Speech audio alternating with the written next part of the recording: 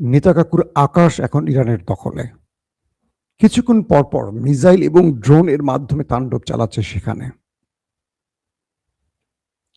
আরো বড় গুরুত্বপূর্ণ খবর, নেতানিয়াহুর সাথে মোসাদের দূরত্ব আর নেতানিয়াহুর সাথে মার্কিন প্রশাসনের দূরত্ব ক্রমান্বয়ে বাড়ছে। কিন্তু কেন? আব্বাস আরাকচি বলছেন ২৭ দিনের যুদ্ধে তার শত্রুরা প্রায় ৬০০ স্কুল ধ্বংস করেছে, ১,০০০-এর অধিক শিশু প্রাণ হারিয়েছে। দর্শক, নতুন করে ইরান আবারও ৬টি রাষ্ট্রের রেড নোটিশ জারি করেছে। সেই রেড নোটিশে কোন ৬টি দেশ আছে, তাদের টার্গেট কি হতে পারে? চলেন আমি আপনাদেরকে একটা একটা করে সেই খবরগুলো দেবার চেষ্টা করছি। আপনারা কি দেখতে এবং শুনতে পাচ্ছেন ক্লিয়ার? আমাকে একটু কমেন্ট করে জানাবেন। প্রথম যে খবরটি দিয়ে শুরু করতে চাই, নেতা সাহেবের দেশ তেল আবিবের এখন সাইরেন একটা প্রতিদিনকার ঘটনা হয়ে গেছে। প্রতি মুহূর্তে সেখানে সাইরেন বাজছে, মানুষের মধ্যে টেনশন, উদ্বেগ বাড়ছে। মানুষ তার ঘরের থেকে বেরিয়ে গেছে, থাকছে এখন শেল্টার জোনে, বাংকারে। তাদের মানুষগুলো বলছে যে আমরা এইভাবে থাকতে থাকতে মানসিকভাবে অসুস্থ হয়ে পড়ছি, কারণ আমাদের ২৭ দিন ধরে আমরা এইভাবে বাংকারে অবস্থান করছি। এখন আমরা আমাদের ঘর বাড়িতে ফিরে যেতে পারছি না ঠিক মতো। গতকাল ইরান সেই দেশটির ভেতরে বড়সড় বেশ কিছু অ্যাটাক করেছে। এমনও অ্যাটাক হয়েছে যে মিসাইলগুলো, একটি মিসাইল গিয়ে কয়েকটি ভবনে একসাথে হিট করে পুরো ধ্বংস করে ফেলেছে।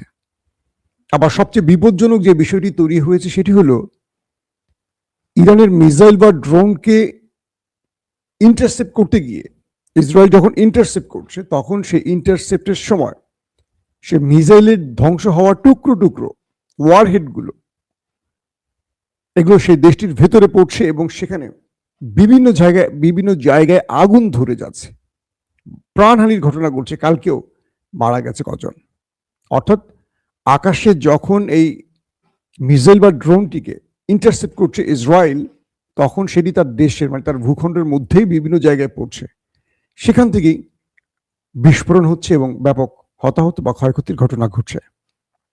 এটি হলো সেই দেশটির জন্য সবচেয়ে উদ্বেগের।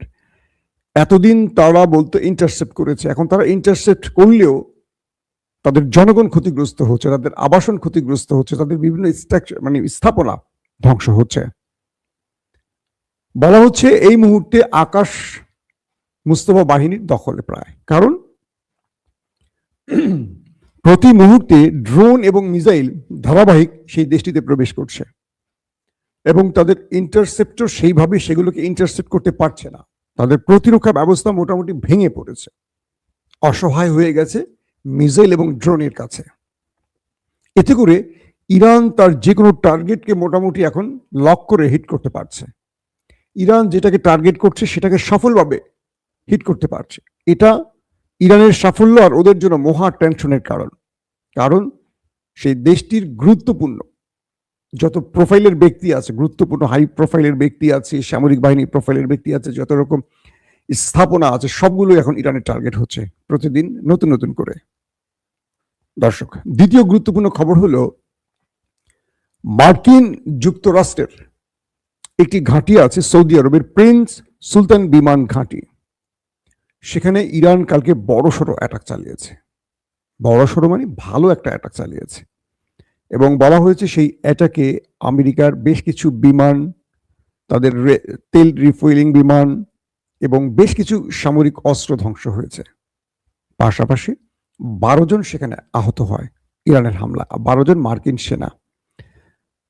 আমেরিকার পক্ষ থেকে বলা হয়েছে 2 জন গুরুতর অবস্থায় আছে। যদিও এখন পর্যন্ত এই দেশ দুটো তাদের নিহতের সংখ্যা একদম, মানে কি বলবো, জিরো লেসে নিয়ে বলে। এখন পর্যন্ত তারা বলছে তাদের নিহতের সংখ্যা 13 জন আর আহতের সংখ্যা 300 জন। আমেরিকা শুধু এটা হিসাব। যখন ইরান থেকে প্রিন্স সুলতান বিমান ঘাঁটিতে হিট করা হয়, সেখানে অনেক সেনারা অবস্থান করছিল এবং এই ঘাঁটিতে হিট করার সঙ্গে সঙ্গে সেখানকার ভেতরে বিকট শব্দে কেঁপে ওঠে, আগুন ধরে যায় এবং অনেককে মাটিতে লুটিয়ে পড়তে দেখা যায়। এখনো লাস্ট আপডেট আমাদের হাতে আসেনি যে কজন ওপারে চলে গেছে, বাট ওপারে যাওয়ার সংখ্যাটা অনেক বেশি, যদি সেটা তার প্রচার করবে না। বাট তাদের অনেকগুলো বিমানেরও ক্ষতি হয়েছে, কার্গো মানে রিফুইলিং বিমানেরও ক্ষতি হয়েছে, অনেক কিছু স্ট্রাকচারের ক্ষতি হয়েছে।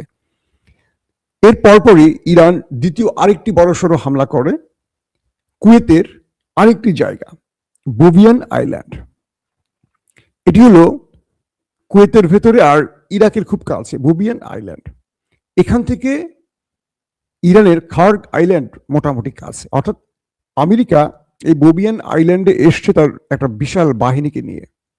টার্গেট খার্গ দ্বীপে তারা অভিযান চালাবে। তো খার্গ দ্বীপে অভিযান চালাতে তারা কুয়েতের এই বোভিয়ান আইল্যান্ডে নেমেছে।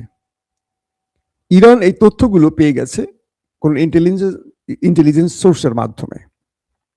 তারপর ইরান সেখানে বড়সড় অ্যাটাক চালায়। বলা হচ্ছে যে মার্কিন সেনারা যে আইল্যান্ডটিতে বোভিয়ান আইল্যান্ডে পা রেখেছে তাদের উপর ইরান ধারাবাহিক হিট করলে সেখানে ব্যাপক ক্ষয়ক্ষতির মুখে পড়ে তারা, এবং প্রচুর সংখ্যক মার্কিন সেনা আহত হয়েছে বলে জানানো হয়েছে। আমরা শেষ পর্যন্ত নিহতের সংখ্যাটা এখনো জানাতে পারছি না। প্রিয় দর্শক, ইরানের যিনি পররাষ্ট্রমন্ত্রী আব্বাস আরাকচি দাবি করেছেন যে আমেরিকা ইসরায়েলের আঘাতে তাদের প্রায় 600-র উপর স্কুল ক্ষতিগ্রস্ত হয়েছে, মানে ধ্বংস হয়েছে। এতে 1000-এর অধিক শিশু প্রাণ হারিয়েছে। এই সংখ্যাটা খুবই ভয়াবহ, প্রাণ হারিয়েছে বা অথবা আহত হয়েছে, হতাহত হয়েছে, শব্দটা এরকম বলা হয়েছে। এটা খুবই বড় একটা ঘটনা। একটি দেশ 600-র অধিক স্কুল কি ধ্বংস করে ফেলেছে, তাদের টার্গেট তাহলে কোথায় এবার বলেন? জাতিসংঘে ইসরায়েলের প্রতিনিধি বারবারই বলছে যে তাদের সিভিলিয়ানদের উপর, তাদের সাধারণ নাগরিকদের উপর ইরান ক্লাস্টার বোমা মারছে। কিন্তু ইরানের এই কথাটা কেউ শুনছে না। তাদের 600-র উপরে স্কুলকে যে কেন হামলা করা হলো? পৃথিবীর কোনো যুদ্ধ আইনে স্কুল, হাসপাতাল, কোনো দাতব্য সংস্থা, সেটা রেড ক্রস বা রেড ক্রিসেন্ট, এইরকম প্রতিষ্ঠানের উপর হামলা নিষিদ্ধ, কিন্তু স্কুলগুলোর উপরে হামলার কারণ কি? প্রচুর শিশুরা হতাহত হয়েছে, এটার জবাব আমেরিকা ইসরায়েল কি করে দেবে? প্রিয় দর্শক, ইরানের ভেতরে ইরানের বেশ কিছু প্রায় 3টি স্টিল কারখানায় হামলা হয়েছে। ইরানের বৃহৎ 3টি স্টিল কারখানায় বলা হচ্ছে যে এই কারখানাগুলোতে তখন মানে ফুল টাইম কাজ চলছিল। ইরান তার কারখানা মানে স্টিল কারখানায় আঘাতের জন্য হুমকি দিয়ে বলেছে যে এবার আমরা সেম ক্যাটাগরিতে শত্রুর ক্ষতি করতে চাই, ক্ষতি করব ঘোষণা দিয়েছে। 6টি দেশের উপর রেড নোটিশ জারি করেছে ইরান। একটি হলো ইসরায়েল, একটি সৌদি আরব, একটি কাতার, একটি কুয়েত, একটি বাহরাইন, একটি আরব আমিরাত। বলা হয়েছে এই দেশগুলোর যতগুলো স্টিল কারখানা আছে তাদের লোকেশন ধরে বলা হয়েছে, যাদের স্টিল কারখানা নেই তাদের বিকল্প কোনো স্থাপনা। বলা হয়েছে যে এই দেশগুলোর এই শিল্প কারখানা বা এই স্টিল মিলের আশেপাশে যারা আছেন তারা দ্রুত সরে যান, কারণ ইরান এই কারখানাগুলোতে আক্রমণ করতে যাচ্ছে। অর্থাৎ ইরান যে জায়গাগুলোতে আক্রমণ করে সেই জায়গায় পূর্বে রেড নোটিশ জানিয়ে দেয় যাতে মানুষ সেখান থেকে সরে যেতে পারে, তারা কোনো সিভিলিয়ানদের ক্ষতি করতে চায় না। তো বলা হচ্ছে এই 6টি দেশের রেড নোটিশ ইরান জারি করেছে, এখানে যত সিভিলিয়ান আছেন তারা যেন সেখান থেকে সরে যান। পাশাপাশি বলা হচ্ছে মার্কিন স্বার্থ সংশ্লিষ্ট যত অফিস, আদালত, ঘাঁটি মাটি যা আছে এখানে যেন কোনো সিভিলিয়ানরা না আসে, এগুলো ইরানের বৈধ টার্গেট হবে। এইভাবে ঘোষণা দিয়ে ইরান এখন মাঠে নেমে খেলা শুরু করেছে। দর্শক, ইরানের সাথে এই লড়াইতে কে নামিয়েছিল আমেরিকাকে? এই প্রশ্নটি অনেকেই করেছেন, অনেকের জানা। এই লড়াইতে মূলত আমেরিকাকে নামিয়েছে আমার নেতাকাকু। নেতাকাকুকে কে নামিয়েছেন? তার সর্বোচ্চ গোয়েন্দা বাহিনী মোসাদ। কালকে আমি একটি খবর দিয়েছিলাম আপনাদের যে মার্কিন ভাইস প্রেসিডেন্ট জেডি ভেন্স তিনি নেতানিয়াহুর সাথে টেলিফোনে বেশ ঝাড়াঝাড়ি করেছেন, বলছেন যে আপনার ভুল তথ্যের আলোকে এই যুদ্ধে নেমে আমরা এখন কড়াই ঘন্টায় মাসুল দিচ্ছি। জেডি ভেন্স নেতানিয়াহুকে বলছেন। নেতানিয়াহু বলছেন যে আমার কি দোষ, আমার গোয়েন্দা বাহিনী আমাকে এই তথ্য দিয়েছে। জেডি ভেন্স বলছেন, আপনার ভুল গোয়েন্দা তথ্যের আলোকে আজকে আমরা যুদ্ধে জড়িয়ে যে পরিমাণ ক্ষতিগ্রস্ত হচ্ছি, পৃথিবীর কাছে আমাদের অবস্থান কোথায় গেছে এটার হিসেব চুকাতে হবে। অর্থাৎ মার্কিন প্রশাসন ট্রাম্পকে দায়ী করছেন যে তুমি একটা ভুল যুদ্ধে আসছো, তোমাকে পেন্টাগন বা মার্কিন জেনারেলরা বারবার সতর্ক করেছিল।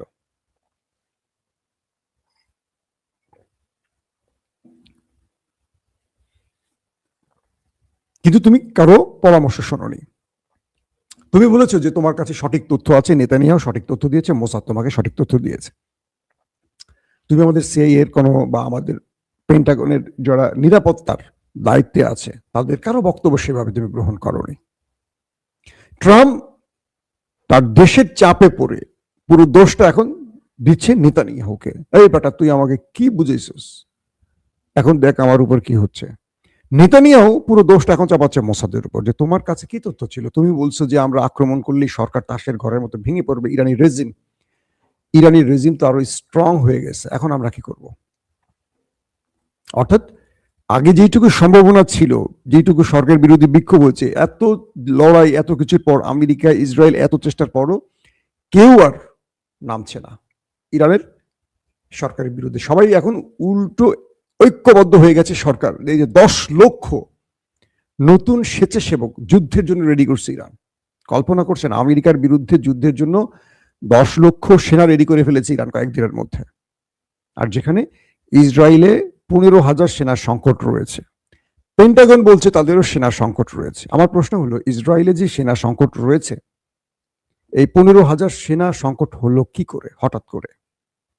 তার মানে প্রচুর পরিমাণে ওপারে গেছে, প্রচুর পরিমাণে ইনজুর্ড হয়েছে, আহত হয়েছে। হঠাৎ করে এই সংকট হওয়ার কথা না। তাদের নিয়মিত সেনা আছে 1,69,000, আর রিজার্ভ ফোর্স বা রিজার্ভ বাহিনীতে আছে 4 থেকে 4.5 লক্ষ। তো এই পরিস্থিতিতে গত 7 অক্টোবরে তারা গাজার বিরুদ্ধে লড়াই শুরু করে এবং লেবানন, ইরাক, সিরিয়া ফ্রন্টও তারা লড়াই করে। পরবর্তী তারা গত জুনে ইরানের সাথে 12 দিনের যুদ্ধ করে এবং আজ 27 দিন চলছে এই যুদ্ধের। তো এই অবস্থা তাদের এখন কান্নাকাটি শুরু হয়ে গেছে। তারা তাদের ভেতরে তাদের সেনাবাহিনী, আইডিএফ প্রধান বলছে যে আমাদের সেনাবাহিনী ভেঙে পড়তে পারে। তো এই পরিস্থিতি তৈরি হয়েছে আজ যুদ্ধের 27 দিনে। ইরান এই যুদ্ধটাকে আরো লম্বা সময় টেনে নেওয়ার চিন্তায় কাজ করছে। এখন যে বিষয়টি তৈরি হচ্ছে যে মার্কিন যুক্তরাষ্ট্রে আজ থেকে শুরু হচ্ছে নো কিংস বিক্ষোভ, যেটা আমি আপনাদের কয়েকবার বলেছি। অর্থাৎ মার্কিন যুক্তরাষ্ট্রে কেউ রাজা নয়, সবাই জনগণের ভোটে সেবক। তো কেউ যদি নিজেকে রাজা মনে করে, তার বিরুদ্ধে, অর্থাৎ এই যুদ্ধটা যে শুরু হয়েছে আমেরিকার ডোনাল্ড ট্রাম্পের একক সিদ্ধান্তে, নিজেকে সে সর্বা মনে করে, এটার বিরুদ্ধে প্রায় 9 মিলিয়ন পিপল আজকে আমেরিকায় ডোনাল্ড ট্রাম্পের বিরুদ্ধে বিক্ষোভের ঘোষণা দিয়েছে। আমরা দেখতে চাই কত মানুষ আজ আমেরিকার নামে ডোনাল্ড ট্রাম্পের বিরুদ্ধে। দর্শক, বিদায় নিচ্ছি আজকের মতো। প্রত্যেকে ভালো থাকবেন। আল্লাহ হাফেজ। ওপেন দাইস মানে সত্যকে সত্য বলা, মিথ্যেকে মিথ্যে বলা। আমরা শোনা কথা নয়, চোখে যা দেখে তাই বলি।